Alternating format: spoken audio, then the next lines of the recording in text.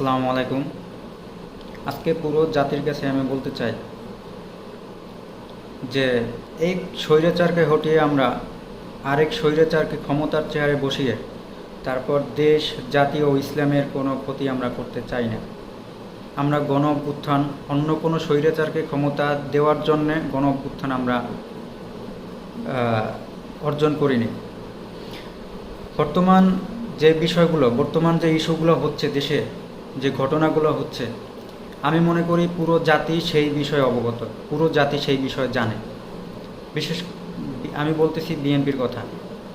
আজকে দেখেন, সেই গণ অভ্যুত্থানের পর থেকে বিএনপি একের পর এক নৈরাজ্য সৃষ্টি করে যাচ্ছে। গুম, খুন, চাঁদাবাজি, ধর্ষণ, এর সঙ্গে তারা সর্বক্ষণ লিপ্ত। তাদের কাছে এগুলো ডাল ভাত মনে হয় সর্বক্ষণ।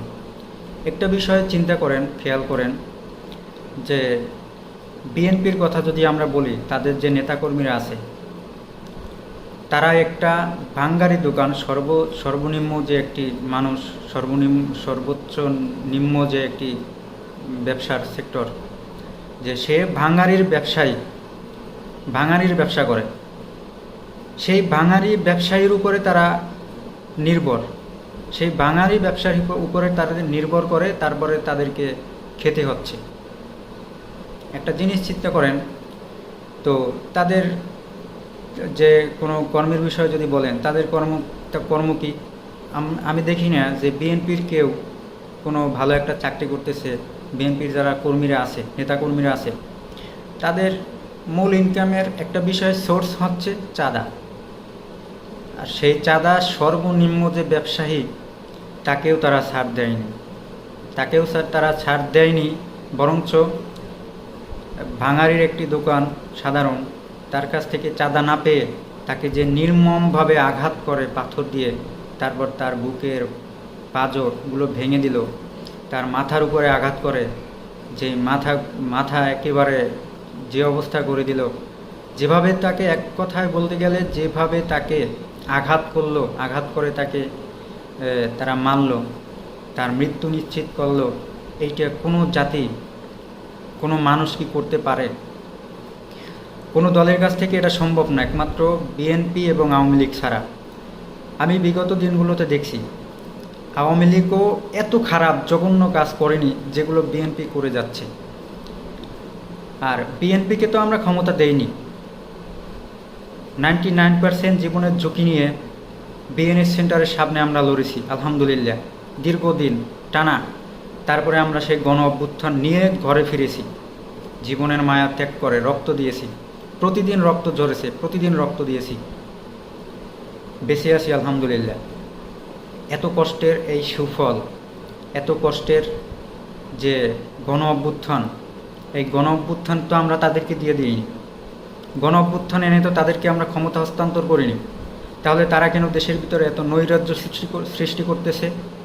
তারা কেন দেশের ভিতরে এত গুম, খুন, গণহারে তারা ধর্ষণ করতেছে, তারপরে তাদেরকে মেরে ফেলতেছে? এমনকি তাদের কাছে 5 বছরের শিশু পর্যন্ত রেহাই পাচ্ছে না। এই জন্যে আমি পুরো জাতিকে বলতে চাই যে আমাদের জুলাই এখনও শেষ হয়নি। আমাদের জুলাই টিকিয়ে রাখতে হবে। আমাদের ইসলামের স্বার্থে কাজ করতে হবে, আমাদের দেশের স্বার্থে কাজ করতে হবে। আর বিশেষ করে আমি আরও একটা কথা বলতে চাই যে দেশের ভিতরে যদি শান্তি কায়েম করতে চান, আপনারা যদি দেশের ভিতরে নিরাপত্তার সাথে দেশে বসবাস করতে চান, তাহলে ইসলামী কোনো দল ছাড়া, ইসলাম কায়েম ছাড়া কখনোই সম্ভব না, পশ্চিমকালেও না।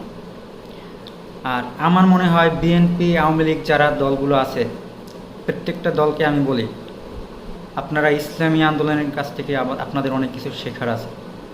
আপনারা ইসলামী আন্দোলনের কাছ থেকে শিখেন কিভাবে সৎ, যোগ্য এবং ভালো একজন মানুষ হিসেবে নিজেকে তৈরি করা যায়, এবং সৎ একটি রাজনৈতিক পলিটিক্যাল পার্টি ডেভেলপ করা যায়। সেইটা আপনারা ইসলামী আন্দোলনের কাছ থেকে শিখে তারপরে রাজনীতির মাঠে আসেন। না হয় আপনাদের ক্ষমতায় যাওয়ার আগে পতন হয়ে যাবে। আপনাদের পতন, বিশেষ এক স্বৈরাচারকে তো আমরা হটিয়েছি, আপনারা ক্ষমতায় যাওয়ার আগে আপনাদের স্বৈরতন্ত্রের যে কার্যক্রমগুলো সেগুলো দেখাচ্ছেন, পরিষ্কারভাবে দেখাচ্ছেন।